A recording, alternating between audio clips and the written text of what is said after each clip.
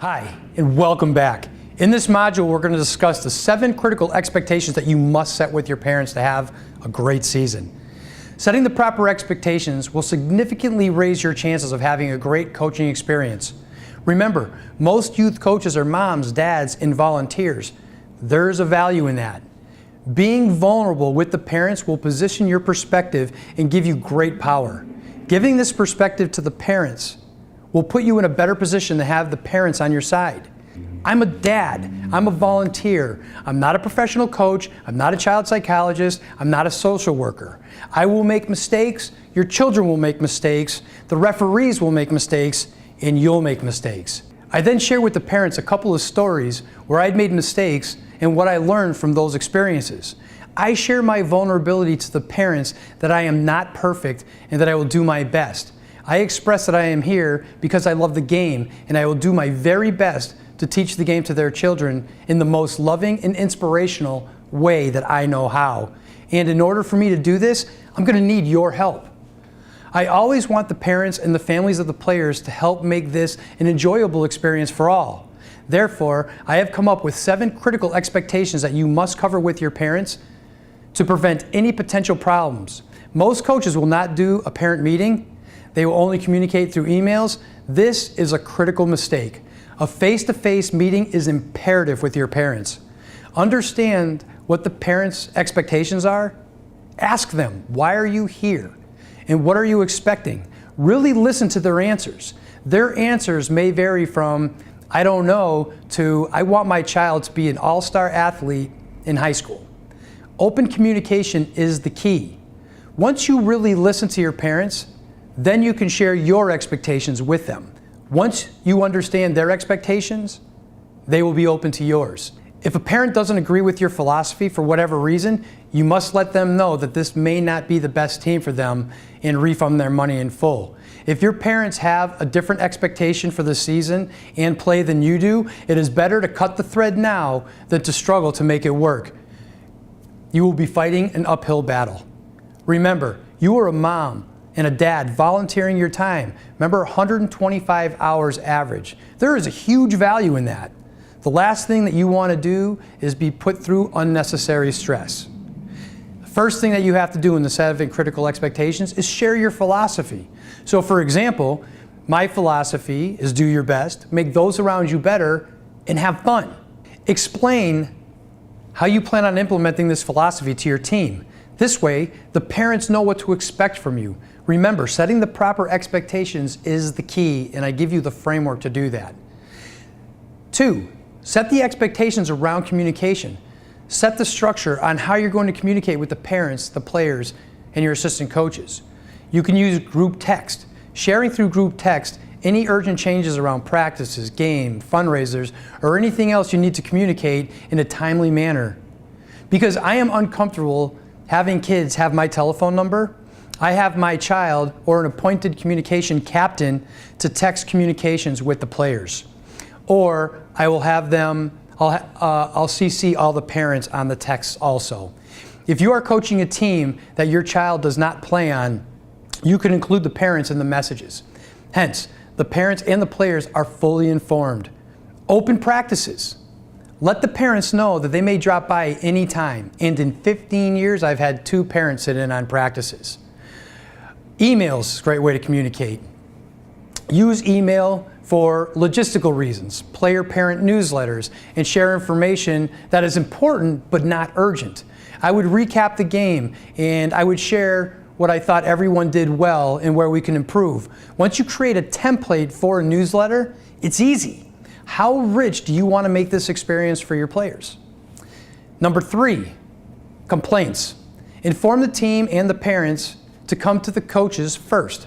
Be available on your cell, home phone, text, email, and personal meetings. The only time I will not address a concern is when I'm at practice or at games, because the children require my full attention in order to focus on their development as a player. Let the parents know they can go to me or any of the assistant coaches with any concerns. Number 4, behavioral expectations. Now this is really, really important, and I find a lot of youth coaches get stuck here.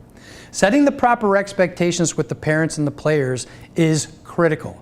Depending on the age group that you're coaching, you can set the expectations you deem appropriate. Examples of where you can set the expectations. Attitude. Set a standard for how players carry themselves in practice and in games, and how parents conduct themselves in the stands. Social media. What is appropriate to post on social media concerning the team and what's not appropriate. 3, grades. What standards do you wish to set? School first. How you set these expectations up are critically important on how you run your team. Personal interactions. How do you communicate appropriately with each other so that we can inspire each other and never belittle? Behavior at games. There are some behaviors by players that are well outside your ability to deal with as a coach. Share when and how you expect them to step in. Behavior at practice. There are some behaviors by players that are well outside your ability to deal with and way above your pay grade. Share when and how you expect them to step in. Parent behavior. Communicating with coaches. Conduct at games. Not coaching your child from the stands. And number 5, be conscious of cheering. Children are conditioned to listen to their parents, and they do not want to let them down. If parents are screaming, "shoot," every time their child touches the ball, it may be in direct conflict as the head coach of what I'm trying to teach the player to do. I always stress to my players to let the plays develop. I had a player on one of my girls' teams fall to the ground in tears because her dad was screaming "shoot" every time she touched the ball. This happened in the middle of a game. I was running a specific play, and I taught the players to let the play develop. So the child was now in a conflict because of parental interference.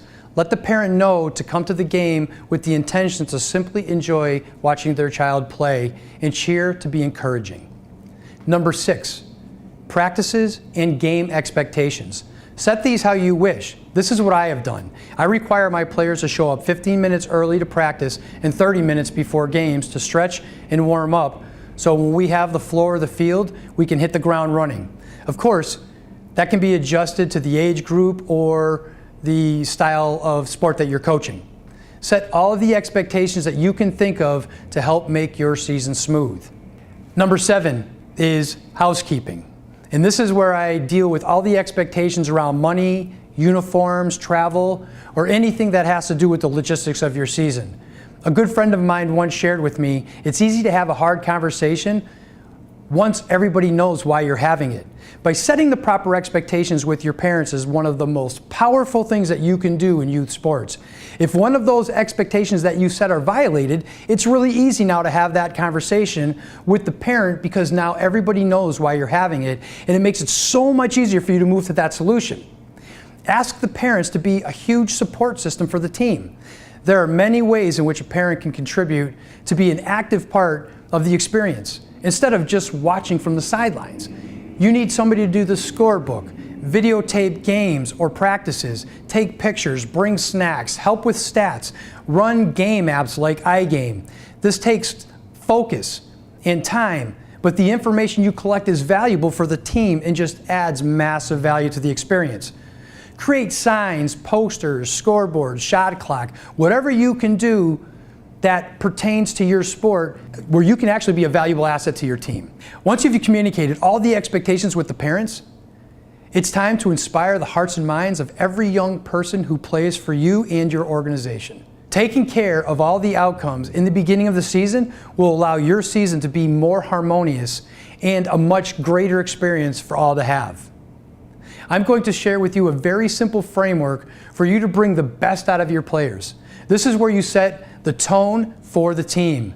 Setting the proper expectations with the players is critically important, and this is the reason why you are a coach. I hope you got a lot of valuable information from this module, and it helps focus that you can have the parents be an asset rather than an adversary.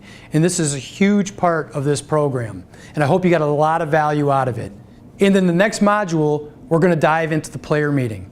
But remember, always do your best, go out of your way to make those around you better, and most importantly, have fun. I would love to hear your questions and comments below, and we'll see you in the next module. Thanks.